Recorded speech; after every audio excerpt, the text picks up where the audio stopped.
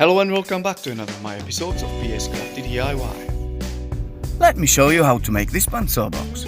It might look a little complicated, but if you break it down into a few steps, it's not actually that difficult to make. So let's get started. Step number 1. Prepare your blank. First I take a slice from this Sirocco. I'll square off the leading edge and chop it down to size. Then I have to rip it down to 120mm since this is the maximum throat capacity of my bandsaw. I set up my saw with 1/2 inch 40 ppi blade for resawing. If you are wondering how I set up my bandsaw for accurate cut, follow the link at the top and watch my detailed video. Right, let's resaw it. I've used the first 3 pieces for my first Bansaw box, which has been featured in separate video. I'll put a link to that in description. The other 2 pieces will be used now to make a blank for this one.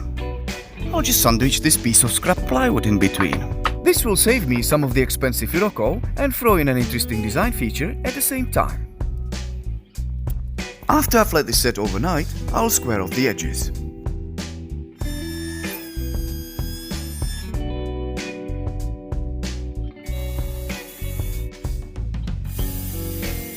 And there we have it, nice and square. I can glue on my pattern now. I put masking tape on the wood first and then glue the pattern on the top using craft glue. It's a lot less messy when it comes to peeling the pattern off. And that's my blank ready. Step number 2. Cut out the outside shape of my Bansaw box.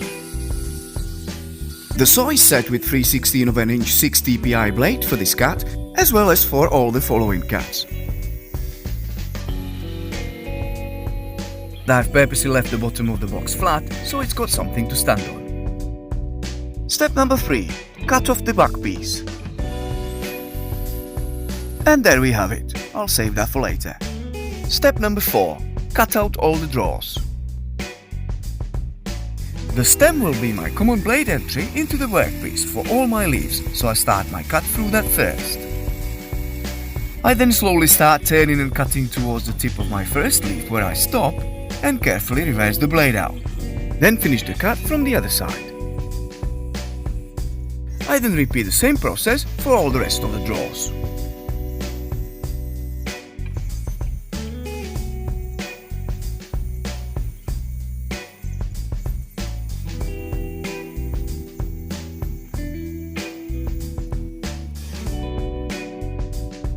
And this can get glued back in later.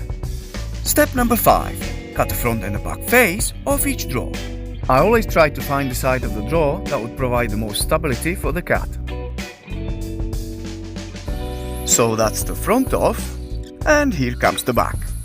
I'm marking mine with numbers and letters so I know what is what. Well, I thought it would be nice to spice things up a little for contrast, and I had these 2 walnut offcuts kicking about. So I sliced them up. Trace all the drawers' front faces onto them and cut them out on a bandsaw.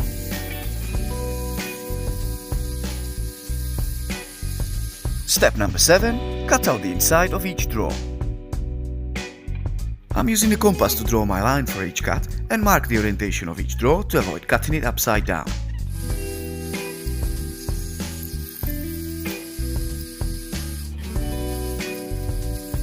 This is a perfect opportunity to smooth out the inside of the drawers. I'm using a combination of oscillating sander and rotary tool. I'll also copy the shape of the inside of each drawer, front and back, onto the self-adhesive velvet fabric sheet at this stage. This will be used for the lining of the inside of the drawers later on. Step number 7. Glue up, finishing work and completion. Right, since I've already sanded the inside of drawers, let's glue the front and back faces back onto them and let them set overnight. So the Sirocco piece goes at the back and the new walnut face to the front.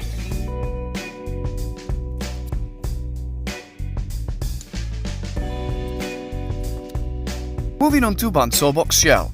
I've decided to glue this up in stages so I don't disturb the shape too much. I'll start with the stem, and once that is all set, I'll carry on with the rest.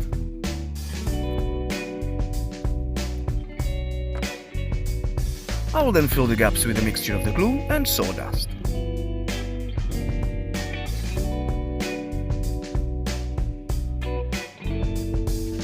Next step is to glue the back piece onto the shell. Clamp it down, and once it's set, I'll clean it up on the sander. First I need to take care of the bottom of my Bansaw box, as it's rocking a bit after the glue up.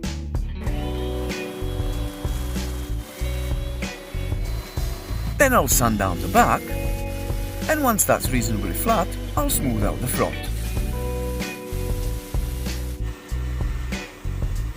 Now I can sand down everything flush on the outside and get rid of those saw marks.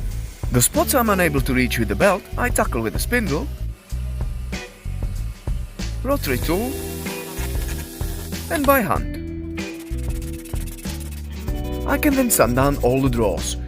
Carefully level the walnut faces with the rest. It's important not to overdo it with sanding here, as the gaps between the drawers and the shell would be too large. I then apply sanding sealer, and once it's dry, I sand everything down with 400 grit.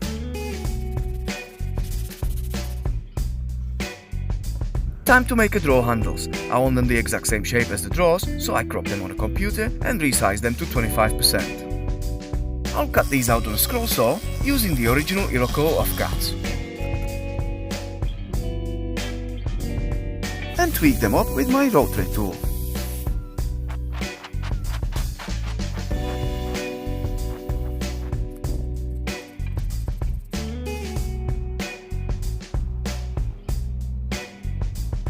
Now I can burn my logo at the back. If you are wondering how to make a logo like this, click on the link at the top and watch my video.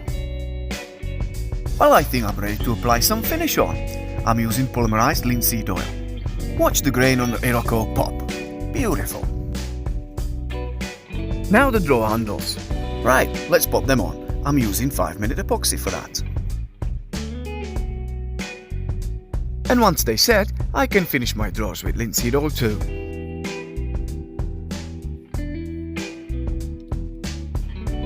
Once the wood takes what it needs, I'll wipe the excess off, let it dry overnight and apply some beeswax polish.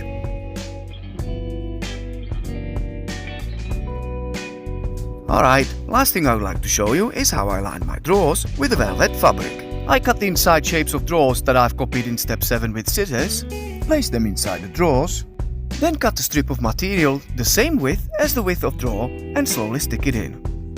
The self-adhesive backing is fairly strong and adheres to the untreated wood quite well.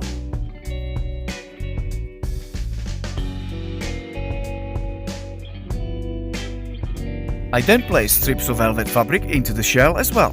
This is to reduce and even up all the gaps between the shell and the drawers.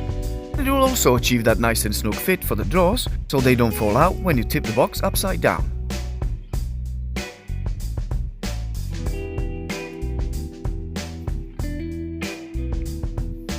And there we have it, another Bansaw box.